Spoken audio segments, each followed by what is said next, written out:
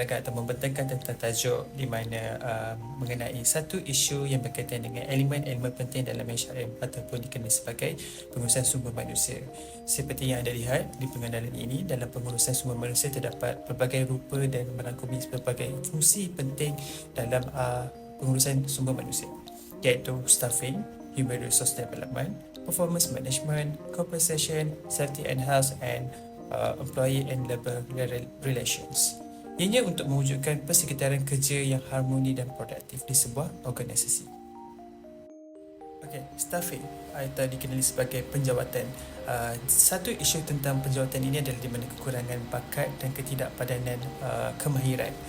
Seperti yang kita tahu, proses penjawatan melibatkan mengenal pasti dan mengambil individu yang sesuai untuk berperanankan organisasi.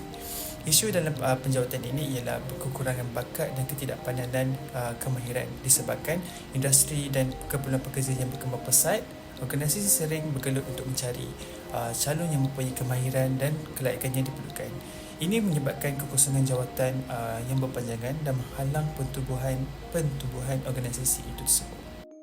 Seterusnya, pembangunan sumber manusia ataupun dikenali sebagai human resource management. Satu isu tentang human resource management di mana kekurangan peluang dan latihan pembangunan. Pembangunan sumber manusia memberikan tumpuan kepada meningkatkan kemahiran dan pengetahuan pekerja. Isu biasanya dalam bidang ini adalah kekurangan peluang latihan dan pembangunan. Organisasi yang gagal melaburkan ataupun melabur dalam pembelajaran atau berterusan dan peningkatan kemahiran untuk pekerja, mereka berisiko mengalami genangan ataupun penurunan motivasi terhadap pekerja dan ketidakupayaan untuk mengikut aliran industri. Pengurusan prestasi ataupun performance management. Satu isu tentang performance management di mana penilaian prestasi yang tidak berkesan. Di sini kita dapat lihat pengurusan prestasi melibatkan penilaian dan penambahbaikan prestasi pekerja. Satu isu ialah penggunaan sistem penilaian prestasi yang tidak berkesan. Jika penilaian prestasi tidak mempunyai kriteria yang jelas ataupun maklum balas yang membina atau gagal membuatkan kepada rancangan pembangunan pekerja, ianya boleh mengakibatkan penurunan motivasi terhadap pekerja dan layanan yang tidak ada terhadap organisasi. Pampasan ataupun compensations. Ketidaksamaan bayar dan ketidakadilan dalam pampasan juga adalah salah satu isu termasuk dalam human resource management. Pampasan termasuk cara organisasi memberi ganjaran kepada pekerja, mereka dari segi kewangan ataupun dari segi cuti. Isu dalam pampasan ini ialah ketidaksamaan gaji atau ketidakadilan apabila terdapat perbezaan gaji antara pekerja dan dalam peranan yang sama. Ia boleh membawa kepada penurunan semangat pekerja dan penurunan dan berpotensi cabaran undang-undang mencerdaskan budaya dan prestasi organisasi tersebut. Seterusnya, keselamatan dan kesihatan ataupun safety and health.